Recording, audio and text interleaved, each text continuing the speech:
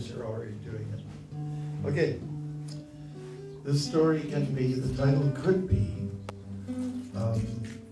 the story of Kirchora Gopinath, Krishna who stole Kir. But I'm calling it A Monk and a Pot of Cream. How does that sound to you?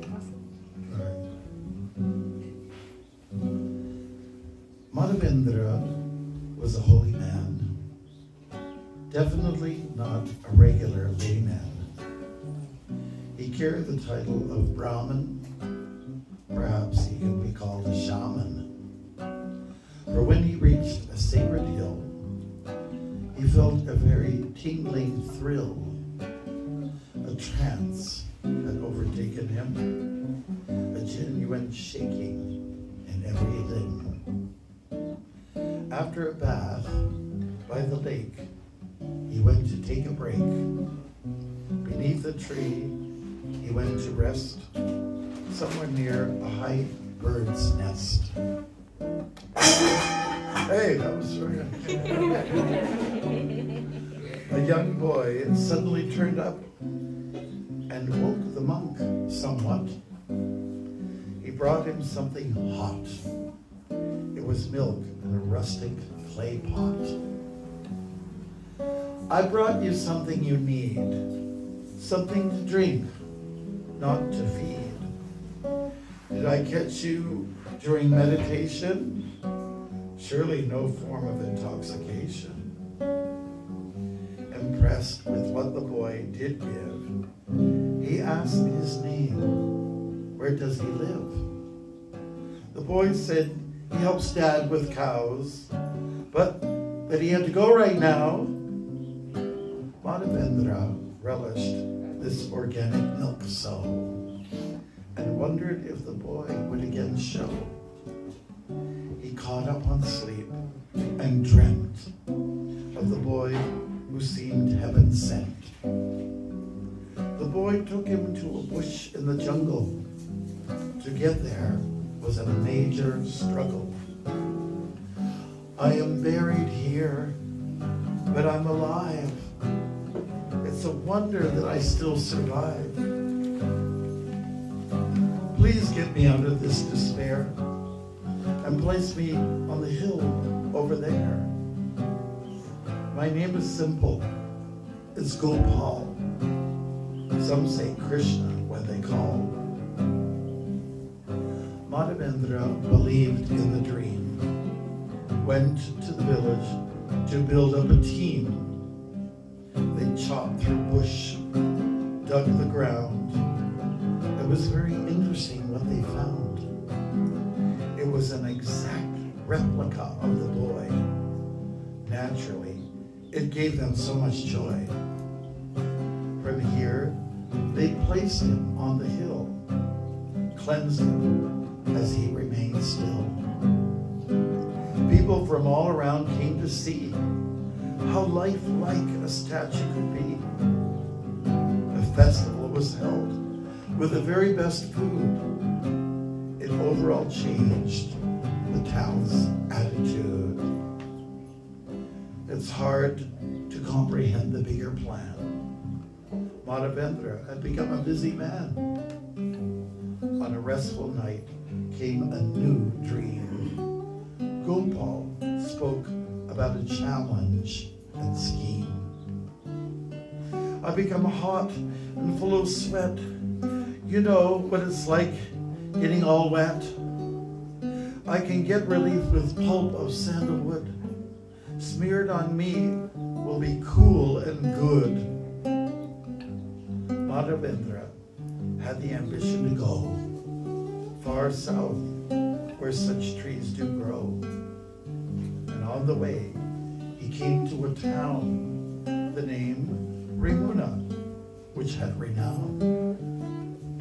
It's famous for a unique condensed milk.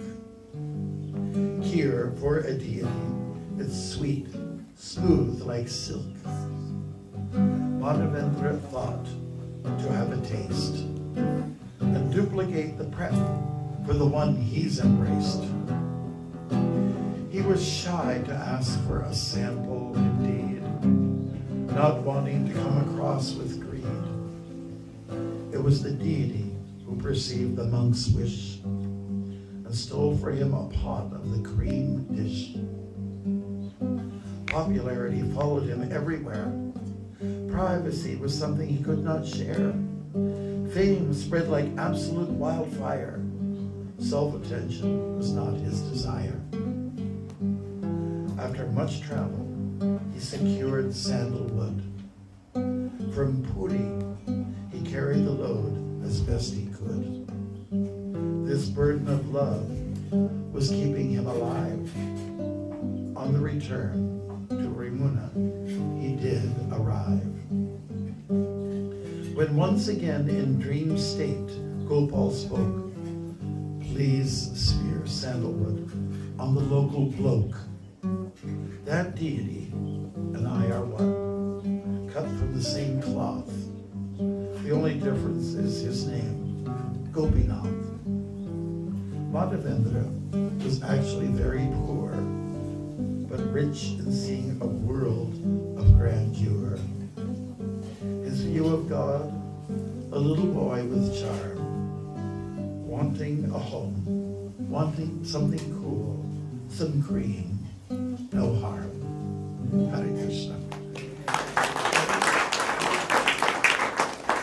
Right.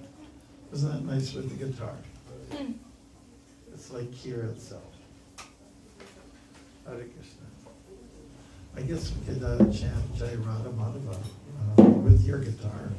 Gabriel, are you okay with that? Do we have a shloka from the Gita? Is that? I'm sorry, I didn't ask earlier. Nothing specific.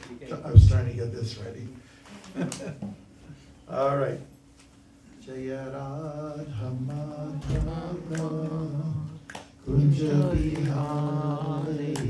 Jaya Radha Madhava Kunja Bihari.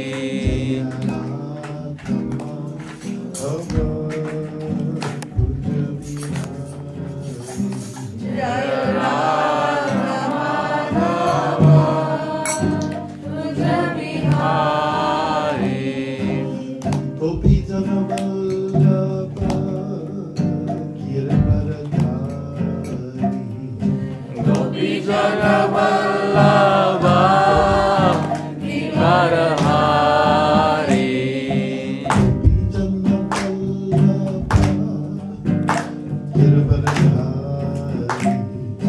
Gopijana Vallabha Giravaradhari.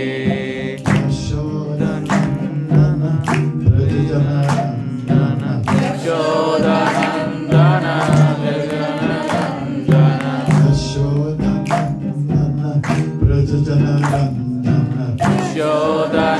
Yashodanandana Brajanandana Yashodanandana Yashodanandana Brajanandana Yamuna Tira Vanachari.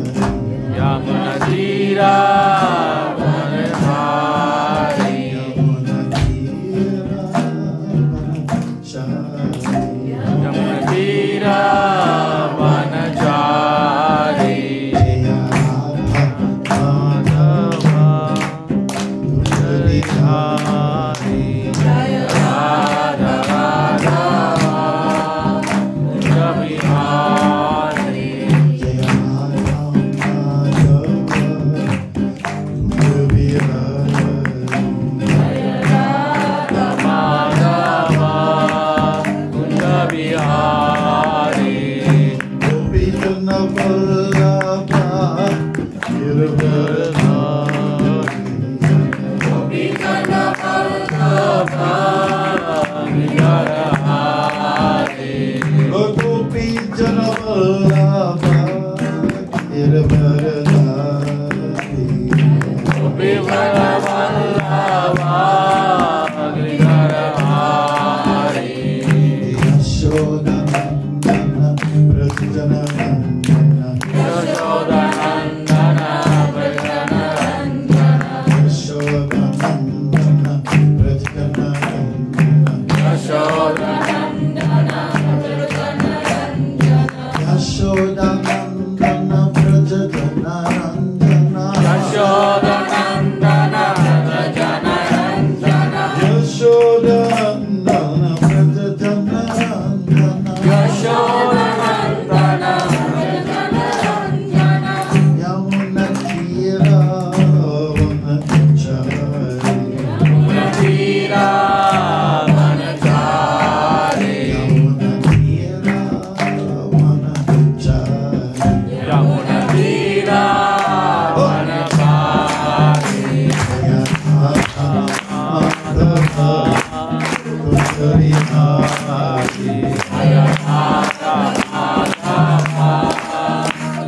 Bihari. Jaya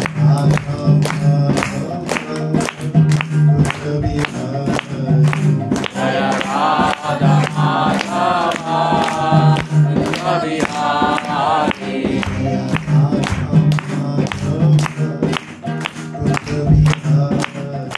Jaya Radha Madhava Kunja Bihari. Jaya Radha Madhava Kunja Bihari. Jaya Radha Madhava Kunja Bihari. Jaya Radha Madhava Kunja Bihari. Kunja Bihari.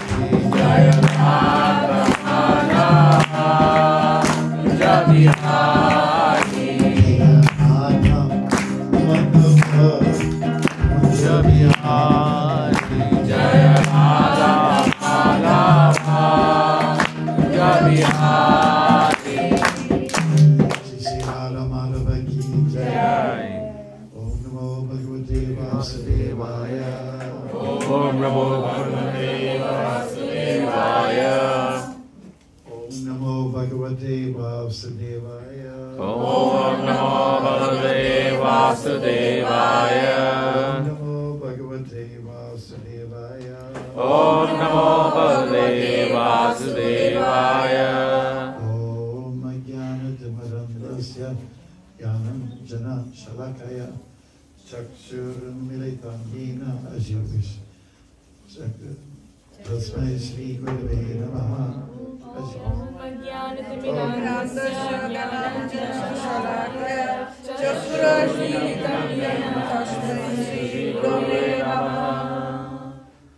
Okay, Hare Krishna. Hare Krishna. Thank you very much. It's been quite a while, hasn't it? Okay, we're the 5th month of the year. Isn't that correct? It's May. And what a beautiful morning it is. Yeah. And today is the 21st. It's spring, officially. And it feels it.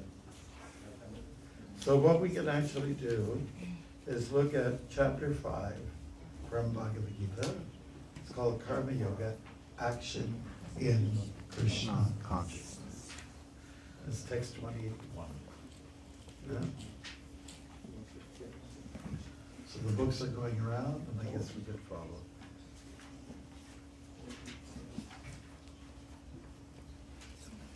Wow, what a rich temple. Everyone's got a Bhagavad Gita. They got a brick of gold. Yes.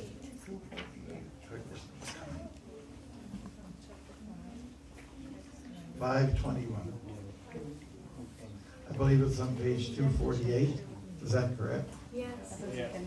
All right. Sorry, come here, mother. Mother is. Come here. Okay. Everyone settled down now? 1 minute. Come on in, everybody, all you lucky people here. Close to Krishna.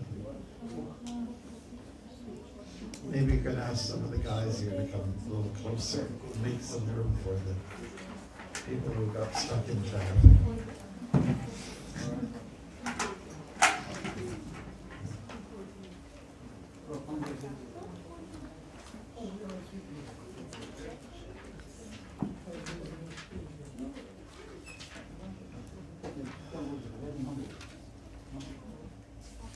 Ganapati, are we ready? Are we ready now? Okay, let's go through the word by word first, okay? Baya Sparashishu. In external sense pleasure. Asakta Atma. When it was not attached. Vindati. Enjoys. Atmani. In the self. Yat. That which. Sukham. Happiness. Saha. He. Brahma Yoga. By concentration in Brahman. Yukta Atma, Yukta Atma, self-connected. self-connected. Sukham, Sukham, happiness. happiness. Akshayam, Akshayam, unlimited. unlimited. Ashnute, Ashnute, enjoys. enjoys. Now we'll recite it with all the words together. Bhaya sparsheshva saktatma, Bhaya sparsheshva saktatma, vindatyatmani yat sukham, vindatyatmani yat sukham, sabrahma yoga yuktatma, sabrahma yoga yuktatma, sukham akshayam ashnute. sukham akshayam ashnute. Okay, great. Now we'll go to the English.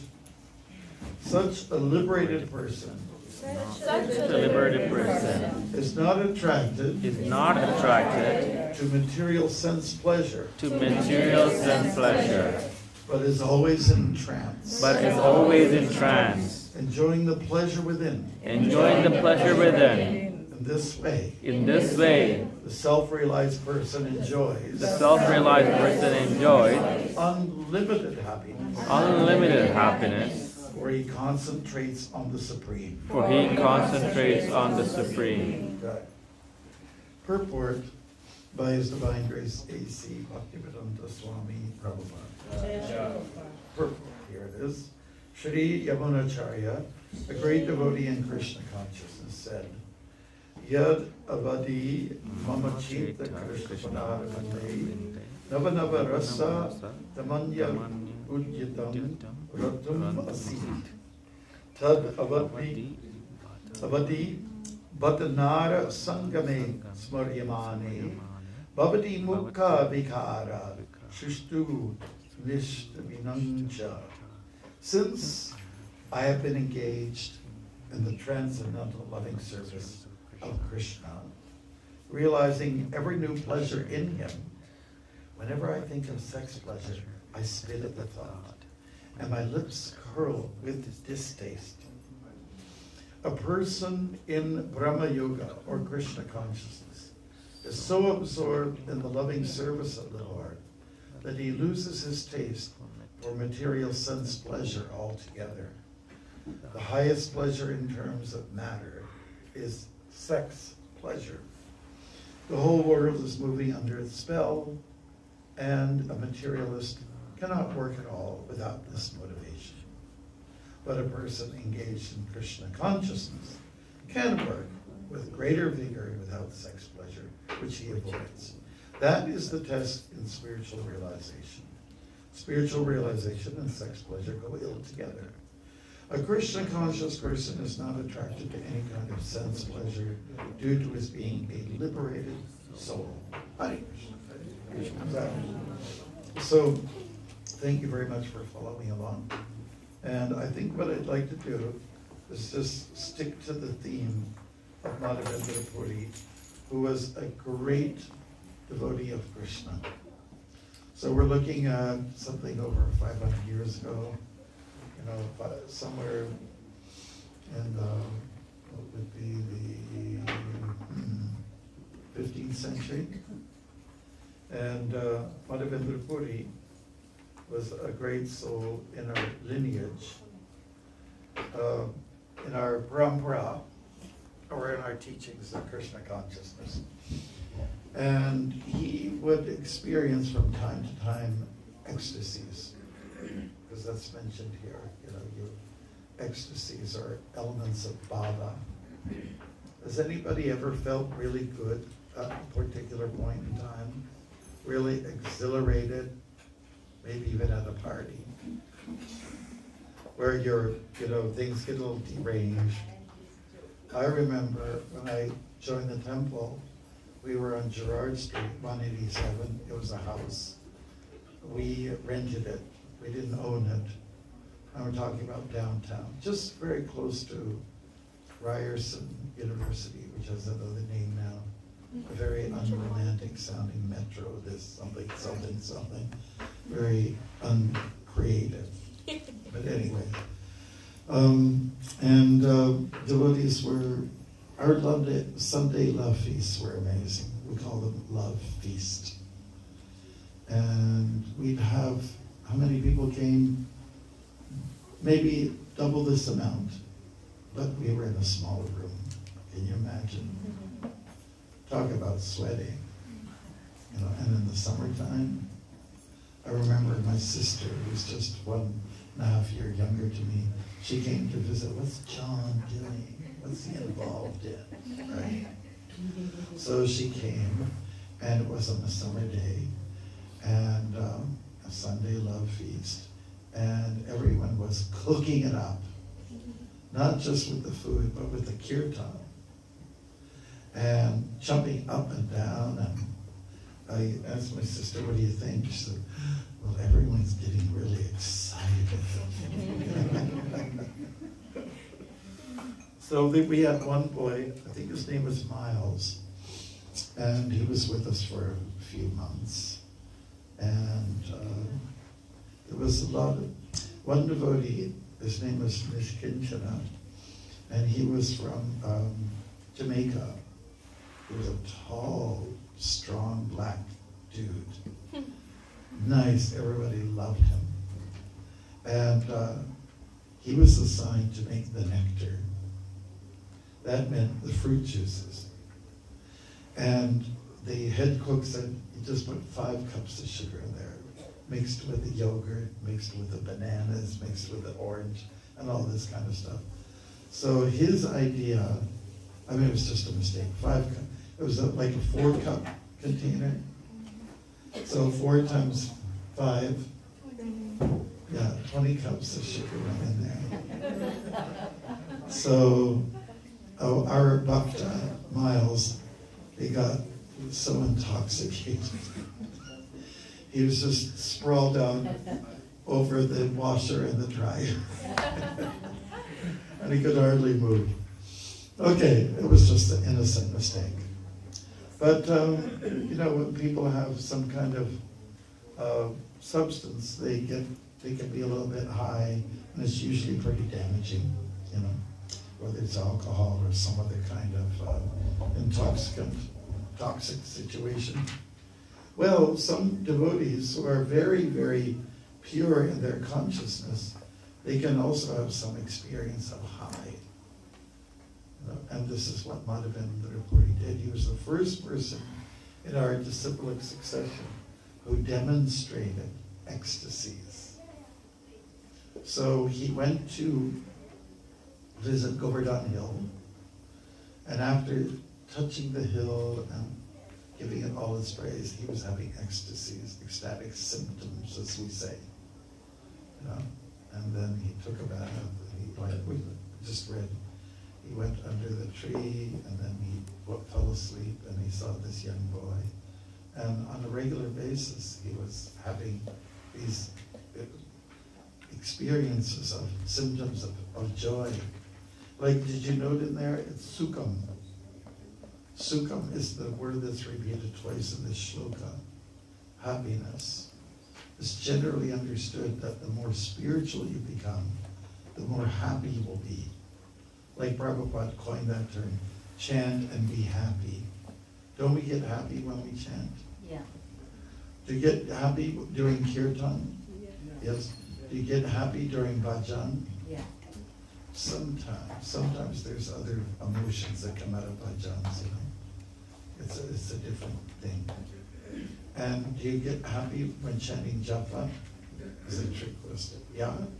Some people go, yeah. Some people, they find japa maybe to be a little bit of a chore. It's a yajna. The way you have to be a little bit more of a kshatriya, like a warrior where you're doing japa to stay quite focused. And when you're engaged in kirtan, yeah, okay, let's put it this way. When you do bhajan, you're in love. And when you're doing kirtan, it's just another world, you know, if you surrender to the process. Madhavendra Puri was a great soul, and he traveled along, and he had this dream, as you heard us say, that the deity that he had explored or excavated had spoke to him in a dream. They said, I need some sandalwood. I'm having fever. You got to help me. You got to, like a little child, you know, when a child is sick or something like that, they cry and everything like that. Isn't that true? Yep. And so there's help needed, and help came from Madhavendra Puri himself. He had to get sandalwood. Has anybody ever had sandalwood on their face, on their forehead? Prabhupada liked it very much, especially in the summer months. Have you ever seen pictures of him? All of this stuff here. Yeah. And it might look strange to a certain person, but you know, nowadays people do all kinds of things to them. It's interesting. Hair here and not there, and, you know, and all kinds of thingies dangling. Yeah, so it was, the story goes that he wanted to go for a sandalwood paste to satisfy his deity. So to get there, he had to travel miles and miles and miles. We're talking about, he's in the north of India, you know, Vrindavan area, and he had to go to the south. Now, south means southeast, you know, Orissa, a place called Jagannath Puri, where they have sandalwood. I remember going to Vishakhapatnam, where they have the Narasimha deity, Singhachalam, actually, that area. Singhachalam is the name of the city. You go way up there, and everyone's got sandalwood paste on. Even the ladies, they shave their heads. And just to keep a little cool, they put sandalwood all over their heads for darshan. Okay. And so it gives a cooling effect. That's what it's supposed to do, and that's what the deity wanted. So Madhavendra Puri, he was single, and as far as we know, he was like a single man. He traveled, and his idea of God was this boy that he kept seeing, this charming little chap by the name of Gopal. And he would do anything for his deity. He would die for his deity. So at a great burden, you can say, but the burden of love, he found his sandalwood, and he started to bring it over. And on his way back to the north, he stopped in a place called Remuna. It's near Balasore. If you take the Jagannath Puri Express, you get off at about 1:30 in the morning to go to this town, Remuna. So from Kolkata to Puri, they have this train, and at 1:30 in the morning you get off. Can you imagine? And then you go and maybe it's about 9 miles or something like that to get to Remuna, where they make this kheer, and it's boiled down milk. And they add gur, you know, jaggery, you know, so it has a little bit of a, you know, brownish tint to it. It's really wonderful. It comes in little plate cups, like terracotta. And when you get one of those pots, it's like heaven when you dip in and lick your fingers. Finger licking good. And the community there is so excited about their deity. Now, let's see how it relates to Toronto. Our temple's called New Remuna in Toronto. And one devotee, his name is Thakur Haridas. He's a Prabhupada disciple. He had the idea, talk to the temple president. Hey man, we got to do a project here. We got to do a poster. We got a poster for our deities. They're so beautiful. He was so passionate about it. And so a photograph was made of the deities, Radha, Kirchara, Gopinath. And it was the first time anyone ever made posters of Radha Krishna in the universe. Like, no one had ever done this before. So in India was just starting to, our mission was starting to just develop and grow. And they decided, oh, for our life members, those who join, we want to give them a poster of Radha Kirchara Gopinath. So our posters from the temple, Toronto, went all over the world, really. And the first time, things are magical here, aren't they? First time I ever went to Remuna, I saw they had the poster up there. They tacked it on. Our Toronto deities, yeah. And it's a really mystical place. Now, the thing is about this deity. During the Treta Yuga, the age after Satyayuga, Ram was prevalent. He ruled. And Sita was with Ram. And Sita asked, they just had a casual talk, and she said, what are you eating? What kind of incarnation are you going to be in the future, like in Kali Yuga, as Kali Yuga approaches? Can you explain what you will be like? I know what you are now, but I want to know what you're going to be like. So Ram goes to his quiver, pulls up an arrow, takes his bow, and he aims it at some black stone. He releases it, and the black stone just broke into little pieces, and it became a manifest deity of Gopinath, Krishna. He's got like a real bold features, and that deity, and of course Sita was happy, oh very nice, okay, and is installed in the Ringwena temple. Now it's not a freestanding deity, like, you know what I mean to say, like say if I stand like this means I'm standing freely. It's like the CN Tower, okay? But if I'm a deity like, that microphone is working. Okay, but if I'm like a sculpture, a relief against a wall, that's more or less what Gopinath is like in Ringwena. And there's little images of demigods all around. So he stands kind of free for a bit halfway, and then there's all these things attached to him. So I had the blessing of being there for when the deity was being dressed. They dressed the deity for the public. And I was looking, I said, wow, this is really amazing. And there was like a pink and a green tile work on the outside.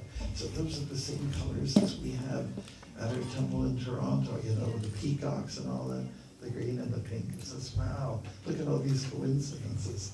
And then the second time I went there, I got off, I was with Kratu Guru, and we got off the train at 1:30 in the morning. And then the sun was starting to come up after some time of travel, after we actually got somewhere. And there's a hotel nearby, and it's called Hotel Toronto. And then I said, we were in a tanga, you know, a horse and, you know, cart. Yes. I said, stop.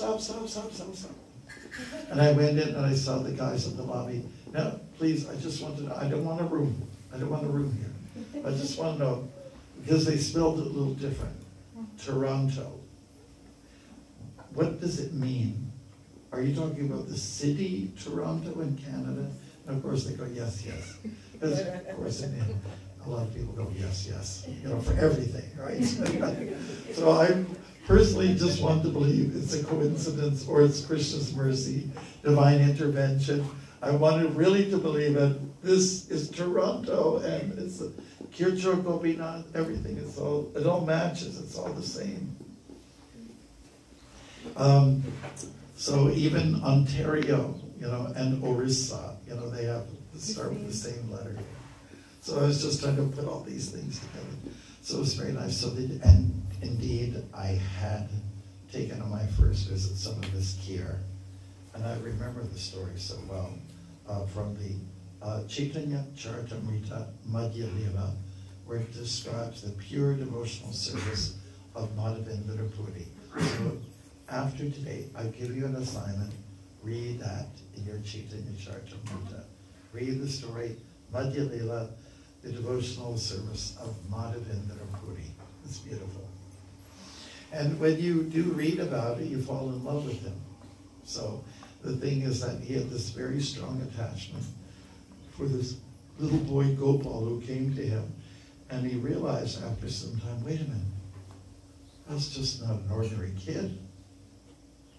I'm dealing with God here. His name is Krishna, you know. So he had this special tie. And it's a little hard to understand how a man will be have so much love for a child, but it is a kind of relationship. We understand that, right? Does anybody know the name of the rasa, where you feel like God is like a child that you have to look after, like it's parental love? Vatsalya rasa. So that's the kind of relationship that he had with Krishna. So here's my little boy, and I'm like the dad, and I have to take care of him. I have to see to his needs, his protection. If he's sick, I have to look after him. So he went for this incredible distance across India, or at least a couple of states, to get that sandalwood for him. And when he stopped at Brahmuna, he had a dream. And that Gopal, his deity, his little son, you can say, said, you're carrying this heavy load. Well, why don't you just take that sandalwood paste and just, because you have to grind it, with water. And you just put it on the body of Gopinath, right? Because he and I are one. This is an interesting aspect of our philosophy. Let's give some examples. Some of you are members of a family, biological family, and you're one as a family, but you're individuals that make up the family. That philosophy is called Achincha-Veda Tattva, one but distinct. Unity and diversity, that idea. So anyways, when the sandalwood was applied and smeared on the body of Gopinath, Kirachora Gopinath, then Gopal said, I'm very satisfied now. Okay, so a little bit more about the chor aspect of Kirachor. Chor means thief, right? God's a thief. How could that be? A lot of people like to complain about God and say, well, this world's supposed to be a good place. Why is this happening and that happening? Everybody wants to attack God, right? And they don't want to put the blame on themselves. We make a mess. We create a mess. We make all the mistakes. And we want to blame it on God. We are so obnoxious. That's people in this Kali word. We're terrible. Would that be a right thing? We're terrible. Can we say that together, like a mantra? I'm terrible. I'm terrible. We are terrible. We are terrible. And do you believe it? Yeah. Do you mean it? We are. We are, not only are we terrible, we're terrorists. We are terrorists. We are terrorists. Okay. Yeah. So what happened is Madhavendra Puri was a very humble person. So when he came through Ramuna, stopped in there on his way to Puri, where Jagannath is celebrated, he heard about this kheer and he wanted to taste it. And the priest, the pujari, was bringing the thali of the clay pots full of kheer to the deity. And as soon as he saw it, he said, oh, I would love to taste some of that, because I want to make it for my deity. And so then he felt really guilty. Oh no, I have such bad thoughts. I want to spit at the thought, like we were hearing about Yamanujacharya. Spit at my thoughts. How can I think of tasting something which is meant for the pleasure of God? Tasting or thinking about after is another thing, but before it's being presented to the Lord, he was feeling very guilty. And so somehow or other, his wanting to taste that kheer registered with the deity, because Krishna knows what his devotee wants. So that night, when Madhavendra went to sleep under a tree, he didn't have the money to go to the Marriott, hotel. And he in the dream, he was dreaming, but the Pujari was dreaming this time around. Pujari was dreaming. And he woke up because Gopal or Gopinath was saying to him, there's a very special person that's come to our town, and his name is Madhavendra. Now, you didn't recognize it, but there are 12 pots of kheer that come to me every night. You left with the 11. And the reason is because I took one and snuck it beside me. And I reserved this for this Madhavendra Puri. And so, what I want you to do, the priest is dreaming this, and what I want you to do is to take that pot of kheer, find out where he is, and deliver it to him. And so the Pujari says, oh my God, what's just happened here? What's come over me? And so he went to get, for real testimony, he went over to the real evidence. He went to the altar. He did whatever the Achman thing, like as if he went to the Ganges. Went to the, and by golly, by George, mon Dieu, whatever, oh my God, mon Dieu. He saw the pot of the kheer was left there. And so the deity had actually visibly, physically taken this pot, put it to the side. So then he said, oh my God, I better follow what God is telling me to do. I better take this pot. And so in the middle of the night, he said, is there a Madhavendra here? Madhavendra, you're blessed, etc., etc. He's calling him. And people are trying to sleep, and this guy's ecstatic. And so Madhavendra was sleeping. He heard his name. What? I'm just a visitor here. Nobody knows me. Who's calling my name? Who would consider knowing me here? So he woke up and he connected with the priest, the Pujari, and said, you don't understand what's happened. This is the kheer that is reserved for you by our deity, and he wants you to have it. So take it. So, okay. He didn't understand why he was being so favored. But he took that pot and he took it with him on his travels, and even some of the terracotta he'd break into little pieces, and every time he had a meal he'd eat a little bit of that. A little bit of clay, all broken a little. You have to make it as powdery as possible and swallow it with his prasadam. Or maybe even without the prasadam. I mean, it was prasadam. This is prasadam, right? So he got the mercy of this kheer. And so that's how the story became evolved. Gopinath means the one who's looking after or being charged of the gopis. Nath, like Nath in Phillips Square. Nathan Phillips Square, it's spelled the same way. And that the manager, the control, the master of the gopis. That's what Gopinath means. And Chor means one who's stolen. But it's kind of like a misnomer. God can take anything he wants because it's his. We know that Krishna steals butter. You've heard that before, right? But it's his butter. They're his cows. His calves.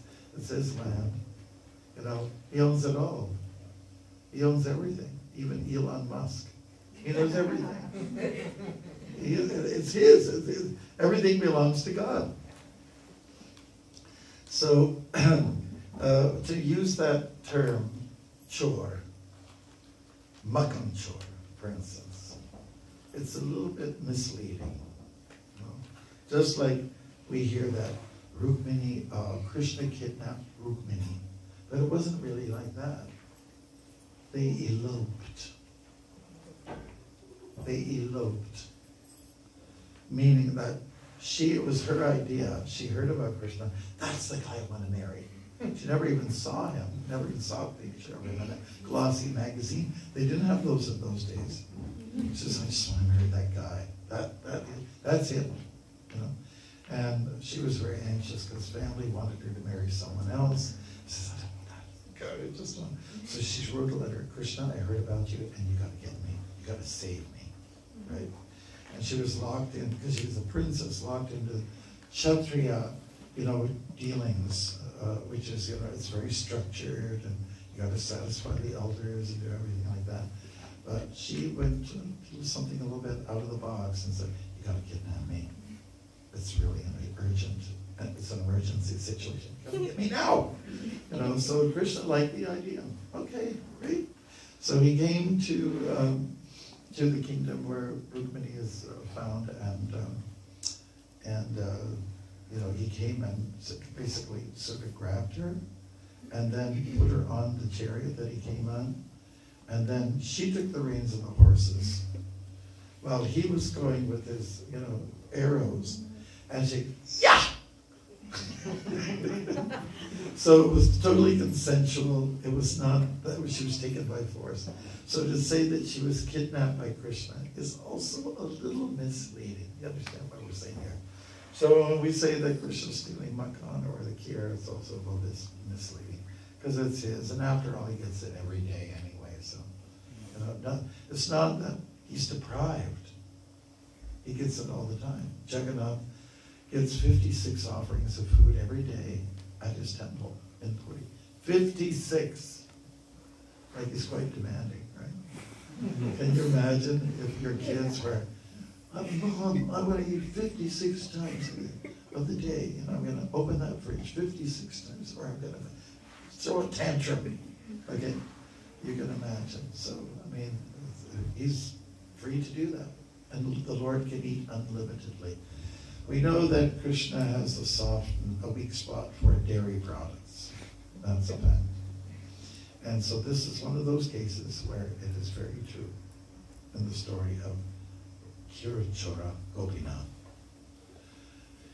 Now, at the Toronto Temple, we have Radha, because some Matatis, especially Janavi Devi, the wife of Nityananda, didn't like Krishna to be alone. She wanted this, Krishna to have a girlfriend. Because I don't know if you've read the book, Chasing the Rhino with the Swami by Shyamachandra. Such a good book.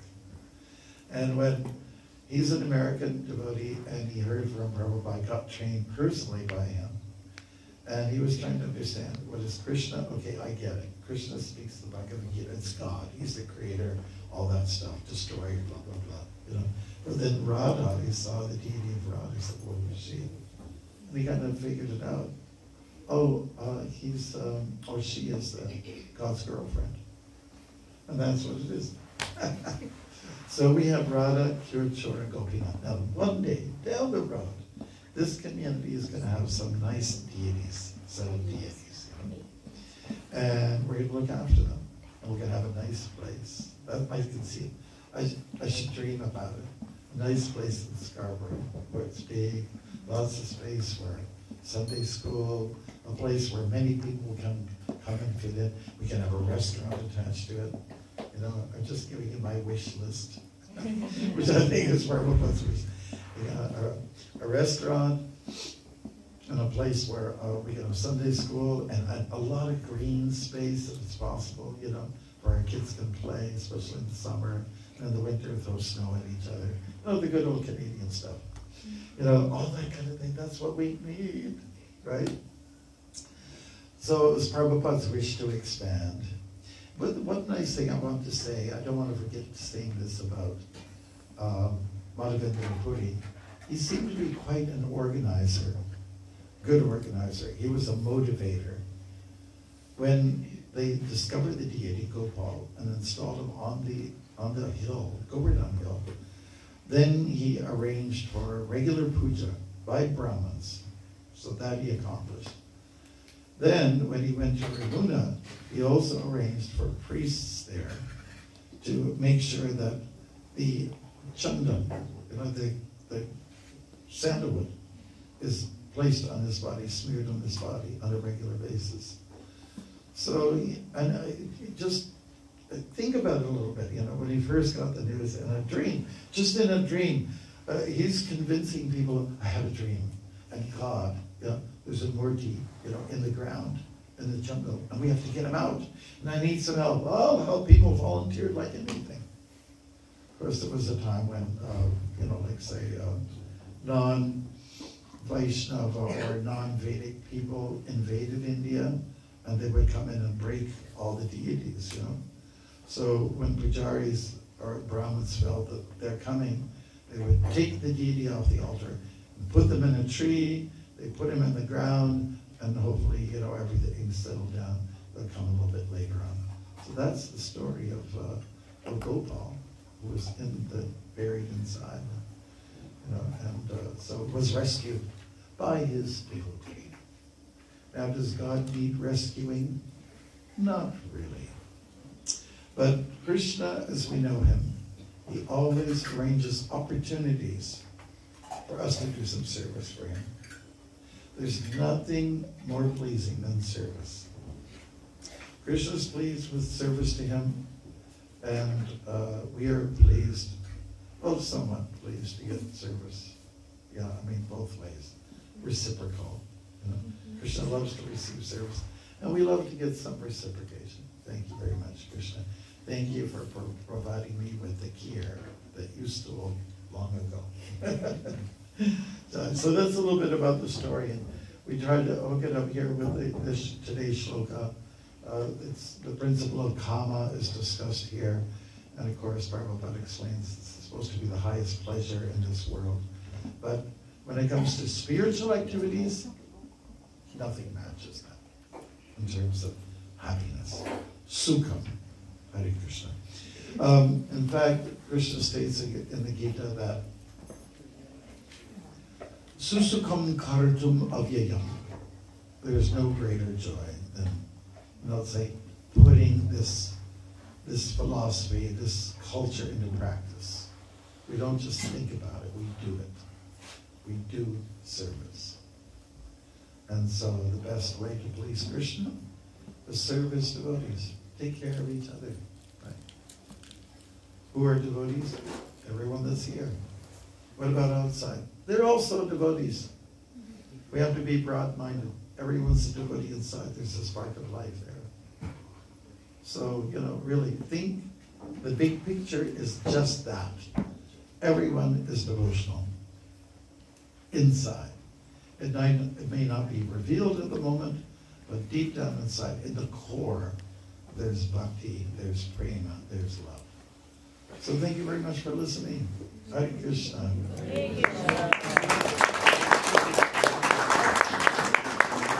I just want to thank April for playing the guitar. It has a certain sweetness about it. Yes, let's hear it.